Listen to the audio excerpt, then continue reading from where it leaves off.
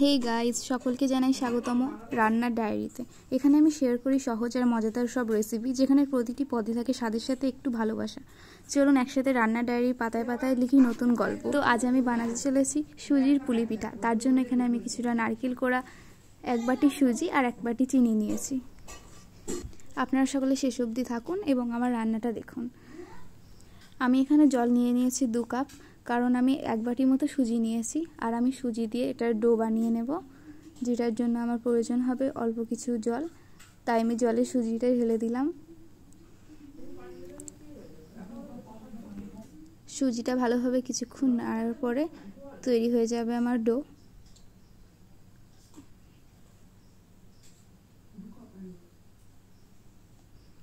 সুজিটা প্রায় হয়ে এসছে। এই যে আমার খামির বানানো হয়ে গেছে। এবার এটা দিয়েই তো আপনারা কে কে সুজির এই পুলি পিঠা খেয়েছেন আমাকে অবশ্যই কমেন্ট করে জানাবেন। দেখুন আমি একটা থালায় সুজিগুলো নিয়ে নিয়েছি। এগুলো একটু ঠান্ডা হওয়ার অপেক্ষা করছি। তারপর আমি কিছুটা ঘি নিয়ে নেব।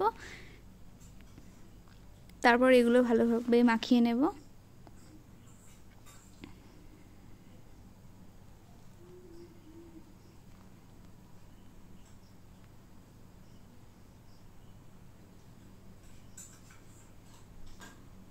খুব ভালোভাবে এগুলো মাখিয়ে নিতে হবে, তাহলে সুজির ডোটা অনেক সুন্দর হবে।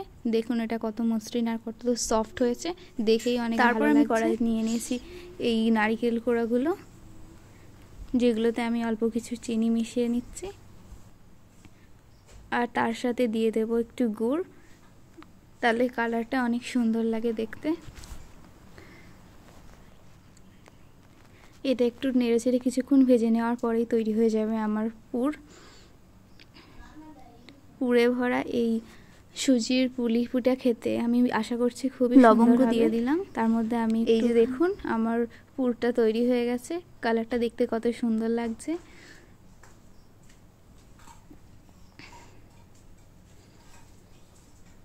এবার এই পুরটা আমি নামিয়ে নেব। পুরটা আমি বাড়িতে একটা নামিয়ে নিয়েছি। আর চলে এসেছি সেই ডোটার কাছে। সুজির ডোটা থেকে এবার আমি ছোটো ছোটো লেচি কেটে নেব। তার জন্য একটু ঘি মাখিয়ে নিচ্ছি, যাতে হাতে জড়িয়ে না যায়।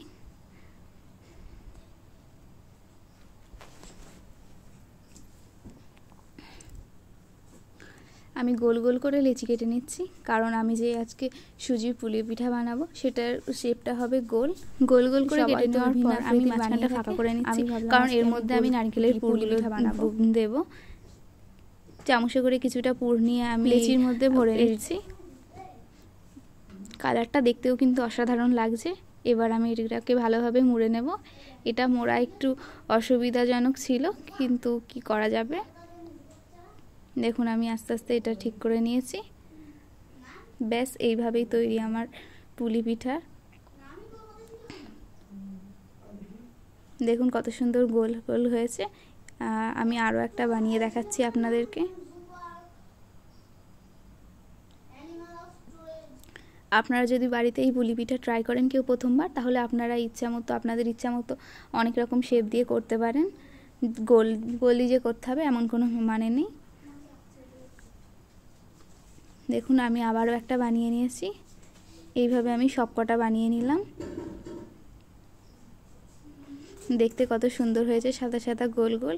কিন্তু এগুলোকে আমি ভাবলাম একটু চ্যাপটা করে দেওয়া যাক, তাহলে পুরটা ভিতরে সব জায়গায় থাকবে আর দেখতে আরও বেশি সুন্দর লাগবে। তাই জন্য আমি এগুলো ইডলির মতো একটু শেপ দিয়ে নিলাম। দেখুন দেখে ইডলি মনে হচ্ছে, কিন্তু আসলে এগুলো পুলি পিঠা।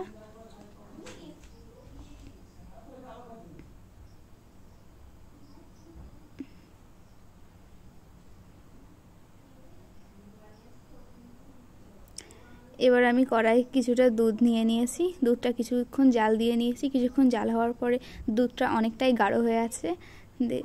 এবার এর মধ্যেই আমি পুলি পিঠাগুলো দিয়ে দেব। তার আগে আমি 2টো লবঙ্গ দিয়ে নিয়েছি আর দিয়ে নিলাম চিনি। চিনিটা যে যার স্বাদ অনুযায়ী দেবেন। আর একটু লবণ দিয়ে আবার কিছুক্ষণ মিশিয়ে ফুটিয়ে নেওয়ার পরেই আমি এবার দিয়ে দিচ্ছি আমার তৈরি করে রাখা পুলি পিঠাগুলো। একে একে সবগুলো ছেড়ে দিচ্ছি।